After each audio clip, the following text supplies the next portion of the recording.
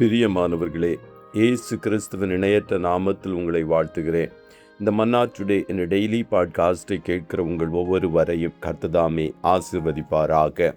நெகேமியா 8வது அதிகாரம் 10வது வசனம் இப்படியாய் கூறுகிறது: பின்னும் அவன் அவர்களை நோக்கி, நீங்கள் போய் கொழுமையானதை புசித்து மதுரமானதை குடித்து ஒன்றுமில்லாதவர்களுக்கு பங்குகளை அனுப்புங்கள்.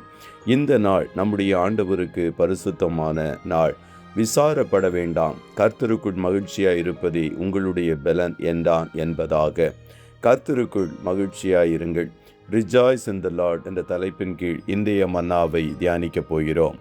வேதபாரகனாகிய எஸ்ரா நியாயப்பிரமாண புத்தகத்தை பாபிலோனிய சிறையிருப்பிலிருந்து எருசலேம் தேவாலயத்தையும் அதன் அலங்கத்தையும் எடுத்துக்கட்ட வந்த ஜனங்கள் மத்தியில் வாசித்து அந்த வசனங்களின் அர்த்தத்தை விளக்கின வேளையில் ஜனங்கள் எல்லாரும் பாவ உணர்வு அடைந்து தங்கள் பாவங்களை அறிக்கையிட்டு அழுதார்கள்.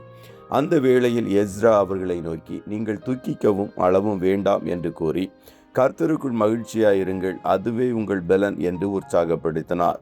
பாவம் தேவனுடைய மகிழ்ச்சியை நாம் இழக்கும்படிக்கு செய்யும். சங்கீதக்காரனாகிய தாவீது உரியாவின் மனைவியாகிய பத்சேபாளோடு பாவம் செய்தான்.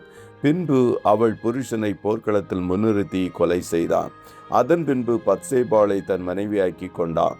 நாத்தான் தீர்க்கதரிசியின் மூலம் கர்த்தர் அவனுடைய மீறுதல்களை உணர்த்துவித்த உடன் அவன் ஏறெடுத்த ஜெபம் 51வது சங்கீதத்தில் எழுதப்பட்டிருக்கிறது: என் மீறுதல்களை நான் அறிந்திருக்கிறேன், என் பாவம் எப்பொழுதும் எனக்கு முன்பாக நிற்கிறது. தேவரீர் ஒருவருக்கே விரோதமாய் நான் பாவம் செய்து உமது கண்களுக்கு முன்பாக பொல்லாங்கானதை நடப்பித்தேன். நீர் என்னை ஈசோப்பினால் சுத்திகரியும், அப்பொழுது நான் சுத்தமாவேன். என்னை கழுவியருளும், அப்பொழுது நான் உறைந்த மழையிலும் வெண்மையாவேன். நான் சந்தோஷமும் மகிழ்ச்சியும் கேட்கும்படிக்கு செய்யும், அப்பொழுது நீர் நொறுக்கின எலும்புகள் களிகூரும்.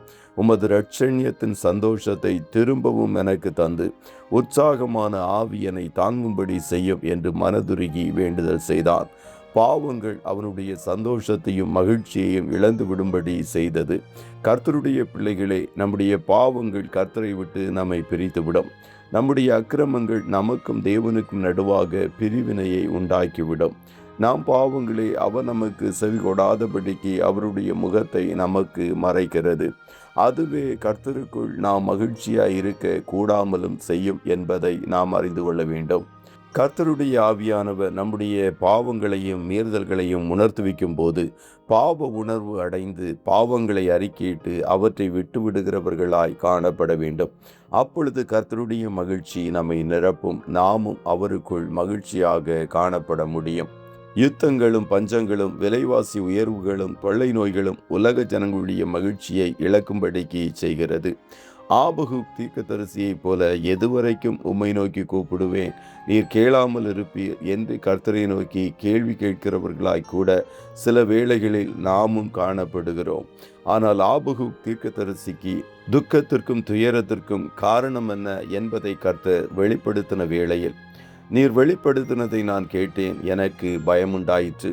நான் கேட்டபொழுது என் குடல் குழம்பிற்று, அந்த சத்தத்துக்கு என் உதடுகள் துடித்தது, என் எலும்புகளில் உக்கல் உண்டாயிற்று, என் நிலையிலே நடுங்கினேன் என்று அறிக்கையிட்டான்.